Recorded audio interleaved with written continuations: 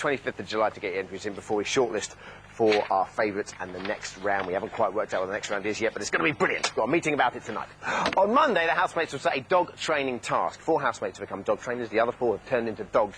Here to explain how our kennel mates are doing is a man who knows a fair bit about his dogs. It's Ryan O'Mara. Hello, Ryan. How are you? Big round of applause for Ryan, which we appreciated, and a big R for Chloe. Look at the Chloe close-up. Oh, look at the Chloe close-up. Now, in a minute, we're going to talk about techniques, Ryan, but first, Orla, Craig, Derek and Kamal are the dog trainers. I want you to get your take on them at work. Let's have a look. Sit! Who let the dogs out? You want the dog? Come on. Sit, boy. No, you can't sit on the bed. Heel. Bad dog. Heel. Heel. Shadow, this way. This way. Oi. Heel. Heel. The party was pumping. And everybody ow! My feet! My feet! But your dog is loading the pavement. Poopy scoopy! Kamal. Yes? You have failed to keep science on a lead. I need a specialist to help me to keep this thing under control. This thing? What are you calling this thing and who you calling this thing? You must now take your dog immediately to the doghouse. And remember, a dog is for life, not just for the task. OK, first up, what makes a good dog trainer? Patience is one of the key virtues. We're in trouble already. Exactly. Kindness. Yeah. Friendliness. Consistency. Oh, my Lord. And above all, you need to be absolutely calm and friendly. You need to have a very friendly approach. OK, this is going to be fun.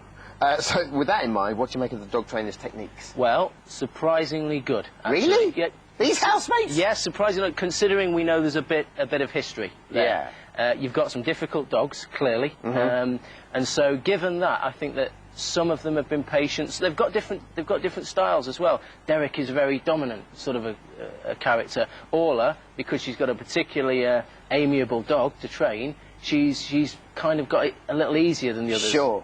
OK, brilliant. Now, you believe the housemates share similar traits to that, to a pack of dogs. In what way? Yeah. Well, you really have got a pack dynamic going on here, in that you've got, ultimately, there is a top position at the end of it. Yeah.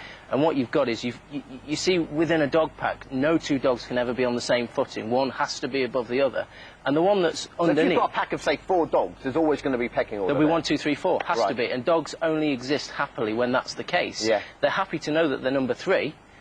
So what they're always doing is some dogs have a natural lead, I want to be leader, and they make it clear from the outset. You've had people go in and out of the house that have had the I am going to be number 1. Others have a different strategy, and what they'll tend to do is they'll make friends with other housemates who they think maybe they're already nearer the top, and I can do a bit of a stepladder by climbing over. Dogs will do the same thing. What's Chloe? Is she a leader? Chloe's about as far down the bottom of the pack as you can get. Oh, but look, she's looking at the camera. Look at the dog. Who is the leader in the house, then? In my opinion, at the moment, it's Derek. And my reasons for suggesting that is that Derek's playing a very cool game. In that what he's doing, he's not butting heads with anyone. He's made himself, he's given himself a position of authority. People will talk to him. He's not battle scarred. He's not had any really heated exchanges like some of the others clearly have. And he staked his claim. He staked his claim that he's not a Eugene character. He is alpha male, clearly, but he's done it in a... But they know not to push him, don't they? Exactly. OK, using your extensive knowledge of the canine species, you can match a number of people to a breed of dog. We want to test this theory with our housemates in the game we've called Who's in the Doghouse? Come with me.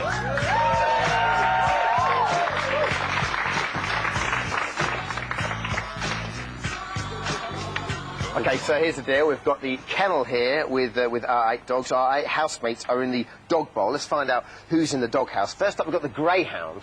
So, which housemate most resembles a greyhound, do you think? That would have to be Kamal. Oh, why Kamal? Well, the greyhound is a fairly misunderstood breed, in that what they look like and what they actually are underneath is very different. They look slim and sleek, and they've got a very distinct image that follows them around. But the dog itself is a loyal dog that tends to stick to somebody like a leech. You know, they pick their person, and that's it. I am friend for life. I think we go with that, don't we? Yeah. OK, next up, Afghan hound. That's an obvious one, that has to be Orla. Oh, lovely. OK. The Afghan... It goes as well, doesn't it? Look, it's extraordinary. The the Afghan is the dog that, given the choice, if it was let loose in the house to steal one thing, it would steal grooming equipment rather than, you know, everyday utilities. Is it a vain dog? I'd say so. I'd say it knows exactly what it is. It knows that it's the star of the canine kingdom in terms of glamour. And I'd say that its priorities are slightly different to other dogs. Okay. Looking good is high. The Rottweiler. Now, I'm thinking there's quite a few people that could be a Rottweiler in there. Potentially. And normally you'd think to be called a Rottweiler is a bit of an insult, but it's not. And no? The reason is Derek is a Rottweiler. I say. Brilliant. The Rottweiler, again, a misunderstood breed in that people perceive them as aggressive and stern, which they can be, but underneath they're very self-assured, confident, and they're strategists of the dog world. The Jack Russell. That's got to be science. Why? It has to be science. They tend to be, they use the word nippy, don't they, to describe this stuff. Tenacious. They could absolutely fall out with themselves in a phone box, no question about that.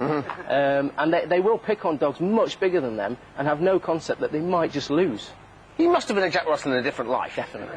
Okay, Border Collie. I'm going to do this already, because it has to be Eugene. You've got it in one. That's definitely Eugene. The Border Collie, the most compliant dog in the entire world. The dog that will do anything. I mean, if you saw Orla teaching him to juggle, the concentration, he couldn't fail. I cannot fail this task. That's the Border Collie all over. Springer Spaniel. I'm going for Craig on the Springer Spaniel. Oh, hang on. It's a bit out of order. Look, there we go. On the basis that they make friends with people who offer them something. Lovely. So that's why I'm going for Craig. Fair enough. No, we get that. And the poodle, you've gone for Makosi. That's Makosi. Sorry. Again, the poodle... Sorry, I was just taking an educated guess. They're a smart, very smart dog. And what they tend to do, rather than get their own hands dirty, they will absolutely use other dogs to do their bidding. So if a poodle wants something, it'll say, there's some sandwiches there. Have you seen those sandwiches? Yeah. And then the Labrador will go, oh yeah, there's sandwiches there, and then the poodle will steal them. So... Which means Anthony's the Labrador. Anthony's the Labrador. Do the Labrador and the poodle share a love of jacuzzi, or...? Yeah, absolutely. Yeah. What is it about a Labrador? Well, the Labrador is Britain's most popular dog, as Chloe's testament to. They tend to sit right in the middle. They don't do anything wrong. They're very calm, collected, and they're really friendly. They don't cause any tension. Brilliant. Ryan and Chloe, thank you very much, everybody. So Friday night, either all of the Afghan Hound or Science, the Jack Russell, will be going walkies. Who goes? You decide, and here's how to vote.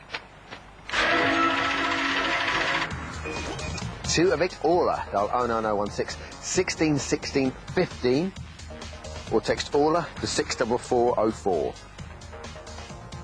To evict Science, dial 09016 16 16 12, or text Science to 64404.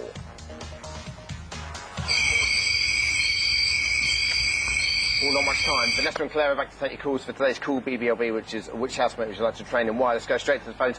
John in Surrey. Hello, John. Hi there, Dermot. How you doing? Not bad at all. Go for it. I'd pick